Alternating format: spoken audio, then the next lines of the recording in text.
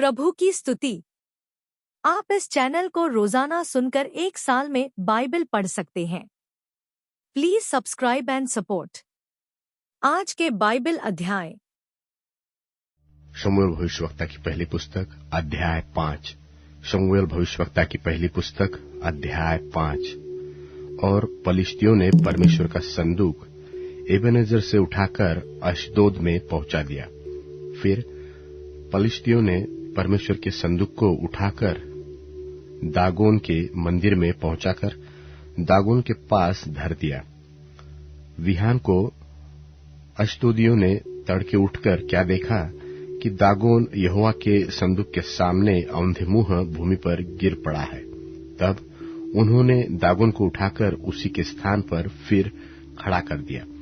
फिर बिहान को जब वे तड़के उठे तब क्या देखा कि दागोन परमेश्वर के संदूक के सामने औंधे भूमि पर गिर पड़ा है, और दागोन का सिर और दोनों हथेलियां डेवढ़ी पर कटी हुई पड़ी है। निदान दागोन का केवल धड़ समूचा रह गया। इस कारण आज के दिन तक भी दागोन के पुजारी और जितने दागोन के मंदिर में जाते हैं वे अशदोद में दागोन की डेवढ़ी पर पांव नहीं धरते।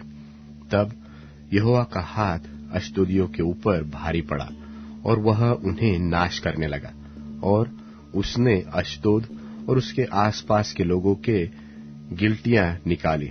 यह हाल देखकर अशदोद के लोगों ने कहा, इस्राएल के देवता का संदूक हमारे मध्य रहने नहीं पाएगा, क्योंकि उसका हाथ हम पर और हमारे देवता दागोन पर कठोरता के साथ पड़ा है। तब उन्होंने पलिश्तियों के सब सरदारों को बुलवा भेजा और उनसे पूछा, हम इस्राएल के देवता के संदूक से क्या करें? वे बोले, इस्राएल के देवता का संदूक घुमाकर गत नगर में पहुंचाया जाए। तो उन्होंने इस्राएल के परमेश्वर के संदूक को घुमाकर गत में पहुंचा दिया। जब वे उसको घुमाकर वहां पहुंचे तो यूं हुआ कि यहोवा का हाथ उस नगर के विरुद्ध ऐसा उठा कि उसमें अत्यंत बड़ी हलचल मच गई, और उसने छोटे से बड़े तक उस नगर के सब लोगों को मारा और उनके गिल्टियां निकलने लगी। तब उन्होंने परमेश्वर का संदूक एक्रोन को भेजा। जो ही परमेश्वर का संदूक एक्रोन में पहुंचा, त्यों ही एक्रोनी यह कहकर चिल्लाने लगे कि इस्राएल के देवता का संदूक घुमाकर हमारे पास इसलिए पहुंचाया गया है कि हम और हमारे लोगों को मरवा डाले। तब उन्होंने पलिश्तियों के सब सरदारों को इकट्ठा किया और उनसे कहा, इस्राएल के देवता के संदूक को निकाल दो कि वह अपने स्थान पर लौट जाए और हमको और हमारे लोगों को मार डालने न पाए। उस समस्त नगर में तो मृत्यु के भय की हलचल मच रही थी, और परमेश्वर का हाथ वहां बहुत भारी पड़ा था, और जो मनुष्य न मरे वे गिल्टियों के मारे पड़े रहे, और नगर की चिल्लाहट आकाश तक पहुंची। शमूएल भविष्यवक्ता की पहली पुस्तक अध्याय 6। शमूएल भविष्यवक्ता की पहली पुस्तक अध्याय 6। यहोवा का संदूक पलिश्तियों के देश में 7 महीने रहा। तब पलिश्तियों ने याजकों और भावी कहने वालों को बुलाकर पूछा कि यहोवा के संदूक से हम क्या करें? हमें बताओ कि क्या प्रायश्चित देकर हम उसे उसके स्थान पर भेजें? वे बोले, यदि तुम इस्राएल के देवता का संदूक वहां भेजो तो उसे वैसे ही न भेजना। उसकी हानि भरने के लिए अवश्य ही दोष बलि देना, तब तुम चंगे हो जाओगे और तुम जान लोगे कि उसका हाथ तुम पर से क्यों नहीं उठाया गया। उन्होंने पूछा, हम उसकी हानि भरने के लिए कौन सा दोष बलि दे? वे बोले, पलिश्ती सरदारों की गिनती के अनुसार सोने की 5 गिल्टियां और सोने के 5 चूहे, क्योंकि तुम सब और तुम्हारे सरदार दोनों एक ही रोग से ग्रसित हो। तो तुम अपनी गिल्टियों और अपने देश के नाश करने वाले चूहों की भी मूर्तें बनाकर इस्राएल के देवता की महिमा मानो। संभव है वह अपना हाथ तुम पर से और तुम्हारे देवताओं और अपने देश पर से उठा ले। तुम अपने मन में क्यों ऐसे हठीले करते हो कि जैसे मिस्रियों और फिरौन ने अपने मन हठीले कर दिए थे, जब उसने उनके मध्य में अचंभित काम किए, तब क्या उन्होंने उन लोगों को जाने दिया और क्या वे चले न गए? सो अब तुम एक नई गाड़ी बनाओ और ऐसी 2 दुधार गाय लो जो जुए तले न आई हो, और उन गायों को उस गाड़ी में जोतकर उनके बच्चों को उनके पास लेकर घर को लौटा दो। तब यहोवा का संदूक लेकर उस गाड़ी पर धर दो, और सोने की जो वस्तुएं तुम उसकी हानि भरने के लिए दोषबलि की रीति से दोगे, उन्हें दूसरे संदूक में धर के उसके पास रख दो। फिर उसे रवाना कर दो कि चली जाए, और देखते रहना कि यदि वह अपने देश के मार्ग से होकर बेत शेमेह को चले, तो जानो कि हमारी यह बड़ी हानि उसी की ओर से हुई, और यदि नहीं तो हमको निश्चय होगा कि यह मार हम पर उसकी ओर से नहीं परंतु संयोग ही से हुई। उस मनुष्यों ने वैसा ही किया, अर्थात 2 दुधार गाय लेकर उस गाड़ी में जोती और उनके बच्चों को घर में बंद कर दिया, और यहोवा का संदूक और दूसरा संदूक और सोने के चूहों और अपनी गिलटियों की मूर्तों को गाड़ी पर रख दिया। तब गायों ने बेत शेमेह का सीधा मार्ग लिया। वे सड़क की सड़क बम्बाती हुई चली गई और दाहिने मुड़ी न बाएं मुड़ी, और पलिश्तियों के सरदार उनके पीछे पीछे बेत शेमेह के सिवाने तक गए। और बेत शेमेह के लोग तराई में गेहूं काट रहे थे, और जब उन्होंने आंखें उठाकर संदूक को देखा, तब उसके देखने से वे आनंदित हुए, और गाड़ी यहोशू नाम एक बेत शेमेही के खेत में जाकर वहां ठहर गई, जहां एक बड़ा पत्थर था। तब उन्होंने गाड़ी की लकड़ी को चीरा और गायों को होमबलि करके परमेश्वर के लिए चढ़ाया, और लेवियों ने यहोवा के संदूक को उस संदूक के समेत जो साथ था, जिसमें सोने की वस्तुएं थी, उतार के उस बड़े पत्थर पर धर दिया। और बेत शेमेह के लोगों ने उसी दिन यहोवा के लिए होमबलि और मेलबलि चढ़ाए। यह देखकर पलिश्तियों के 5 सरदार उसी दिन एक्रोन को लौट गए। सोने की गिलटियां जो पलिश्तियों ने परमेश्वर की हानि भरने के लिए दोषबलि करने के लिए दी थी, उनमें से एक तो अश्दोद की ओर से, एक अज्जा, एक अश्कलोन, एक गत और एक एक्रोन की ओर से दी गई थी। और वह सोने के चूहे क्या शहर पनाह वाले नगर, क्या बिना शहर पनाह के नगर, वरन जिस बड़े पत्थर पर यहोवा का संदूक धरा था, वहां पलिश्तियों के 5 सरदारों के अधिकार तक की सब बस्तियों की गिनती के अनुसार दिए गए। वह पत्थर तो आज तक बेत शेमेह ही यहोशू के खेत में है। फिर इस कारण से कि बेत शेमेह के लोगों ने यहोवा के संदूक के भीतर झांका था, उसने उनमें से 70 पुरुष और फिर 50,000 मनुष्य मार डाले। और वहां के लोगों ने इसलिए विलाप किया कि यहोवा ने लोगों का बड़ा ही संहार किया था। तब बेत शेमेह के लोग कहने लगे, इस पवित्र परमेश्वर यहोवा के सामने कौन खड़ा रह सकता है, और वह हमारे पास से किसके पास चला जाए? तब उन्होंने किर्त त्यारीम के निवासियों के पास यो कहने को दूत भेजे कि पलिश्तियों ने तो यहोवा का संदूक लौटा दिया है, इसलिए तुम आकर उसे अपने यहाँ ले जाओ। पतरस की दूसरी पत्री, पहला अध्याय।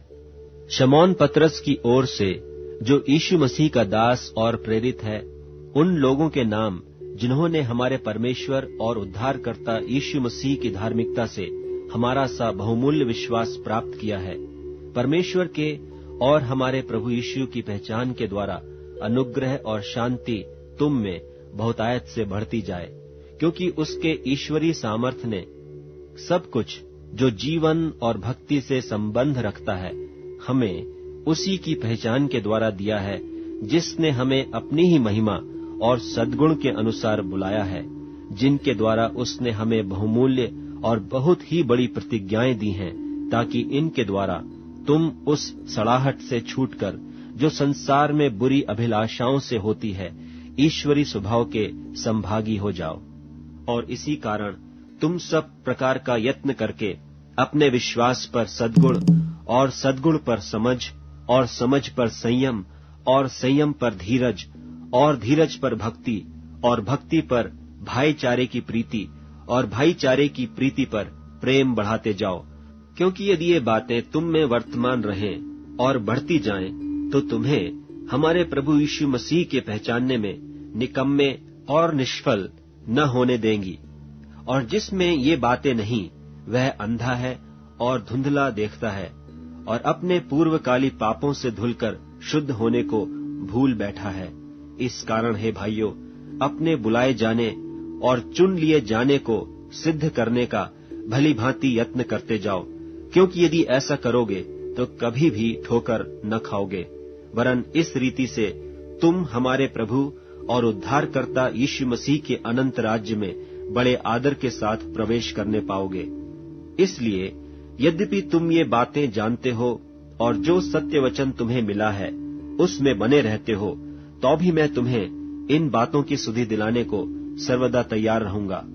और मैं यह अपने लिए उचित समझता हूँ कि जब तक मैं इस डेरे में हूँ तब तक तुम्हें सुधि दिला दिलाकर उभारता रहूं, क्योंकि यह जानता हूँ कि मसीह के वचन के अनुसार मेरे डेरे के गिराए जाने का समय शीघ्र आने वाला है।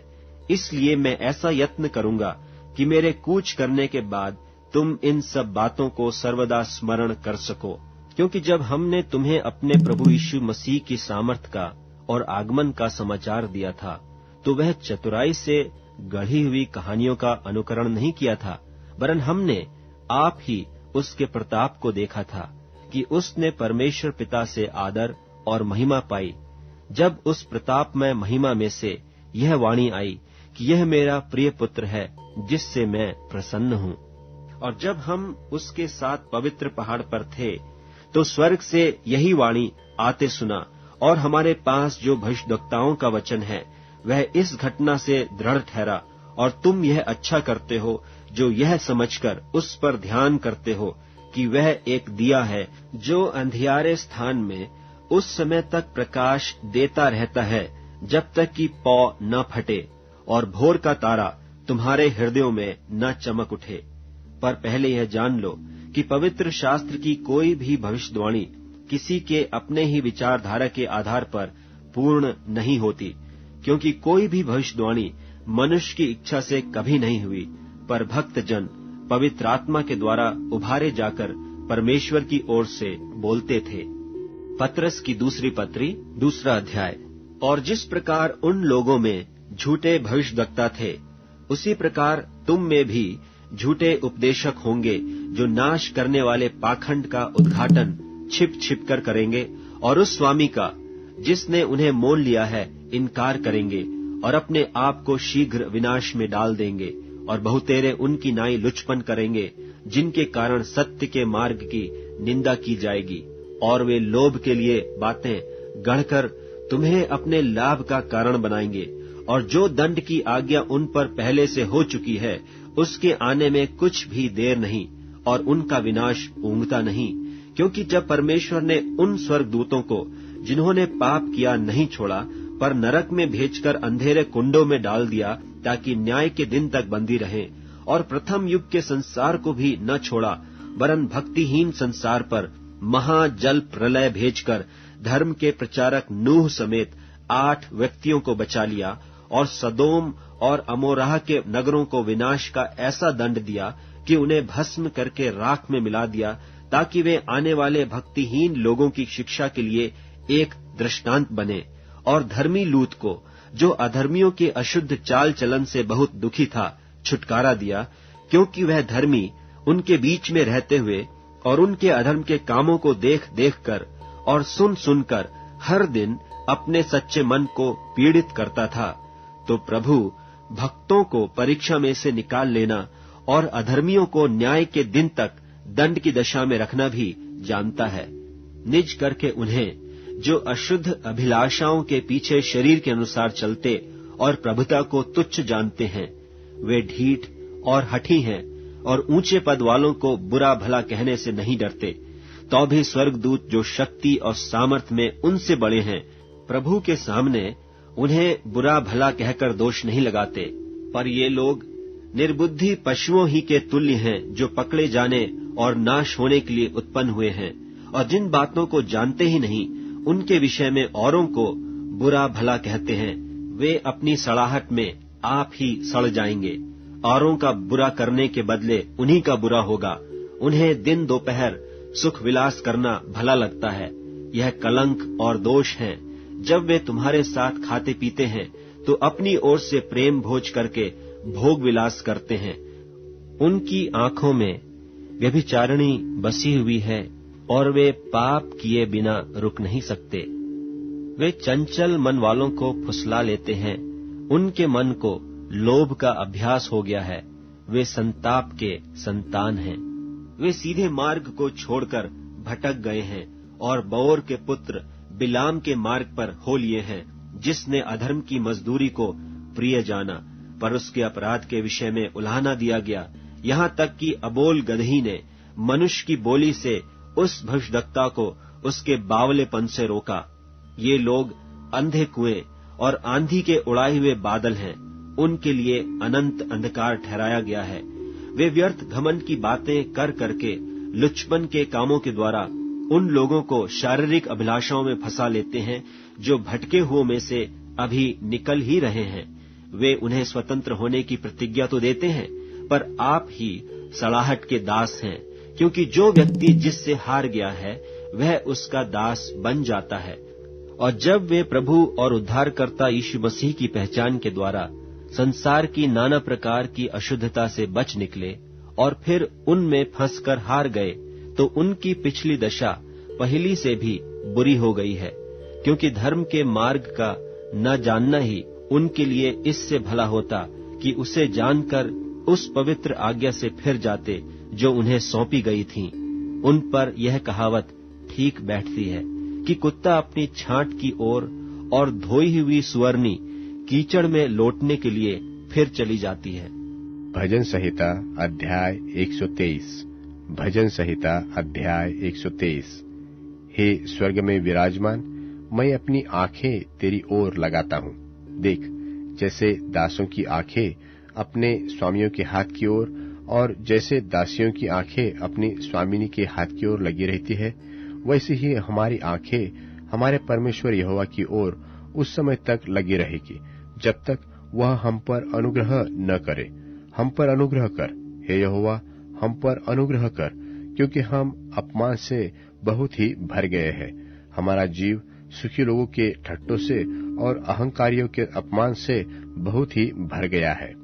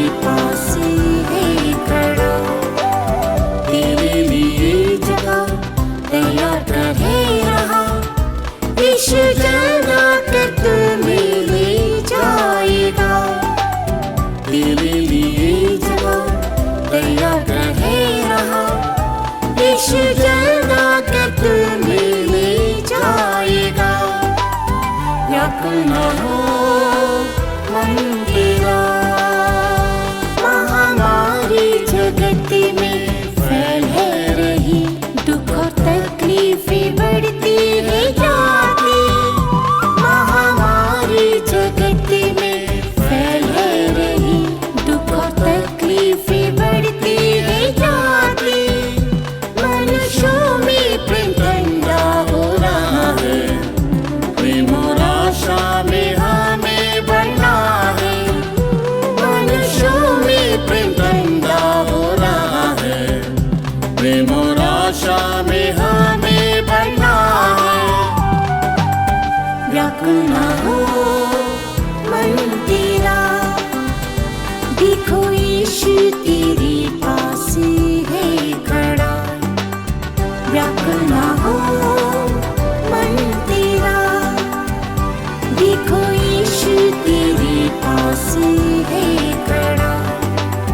तेरे लिए जगह तैयार रहे रहा, यीशु जना कर तुम्हें ले जाएगा। तेरे लिए जगह तैयार रहे रहा, यीशु जना कर तुम्हें ले जाएगा। व्याकुल न हो मन तेरा,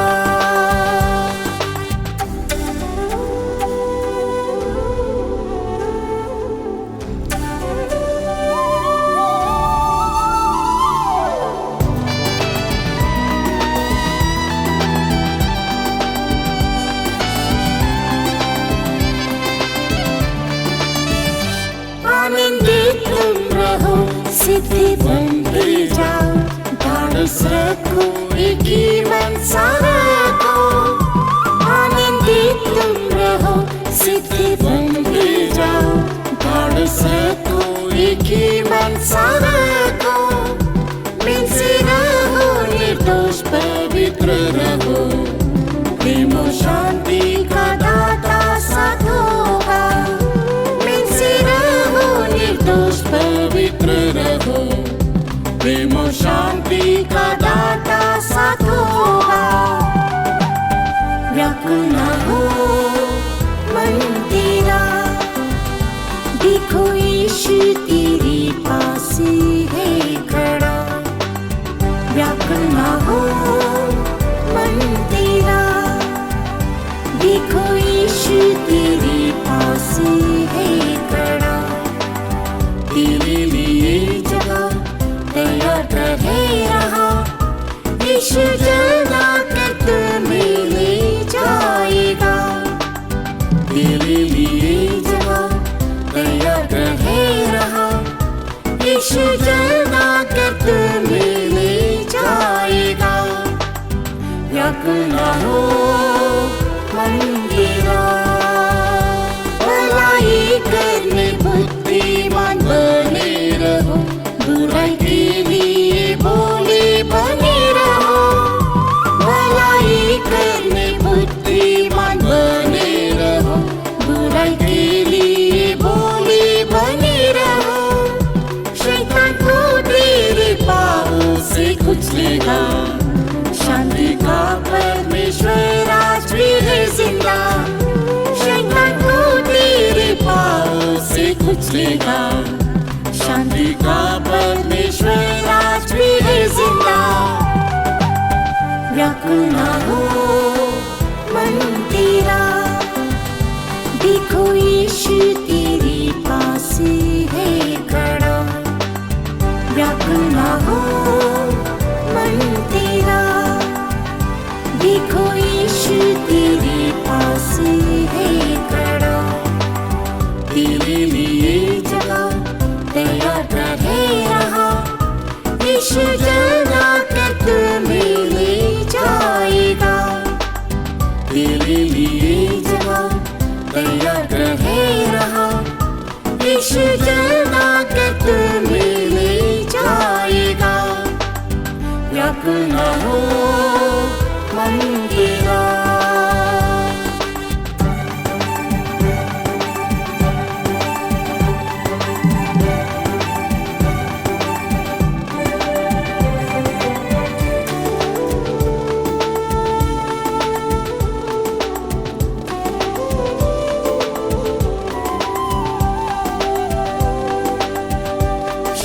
दाता परमेश्वर यीशु को जिलाया, अपने लहू से महान चरवा बना।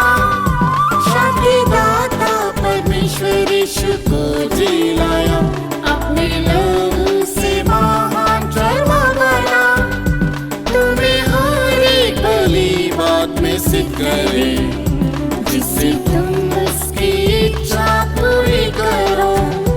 तुम्हें हर एक भली बात में सिद्ध करे, जिससे तुम उसकी इच्छा पूरी करो।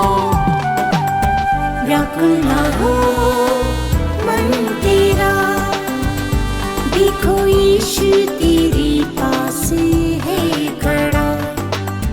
व्याकुल न हो मन तेरा, देखो यीशु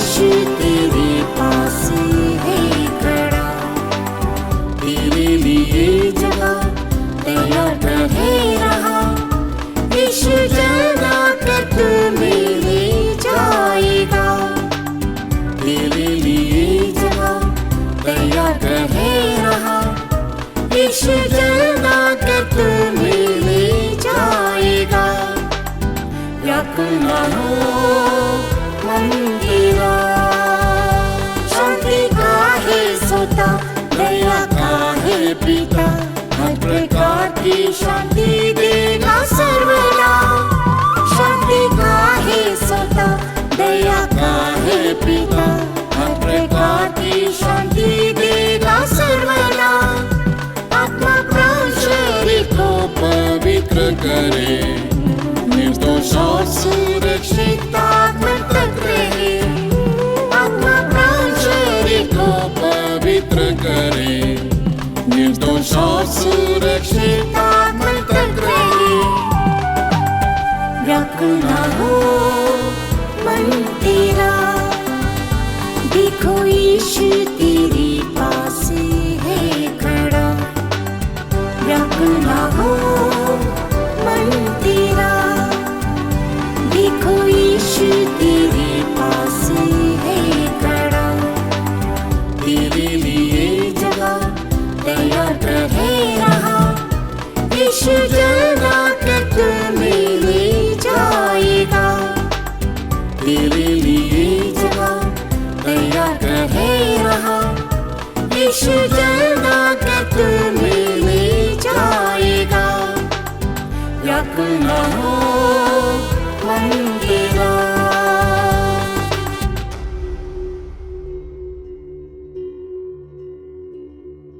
अब Amazon music, tune in, Spotify और YouTube म्यूजिक में उपलब्ध है। Please follow it.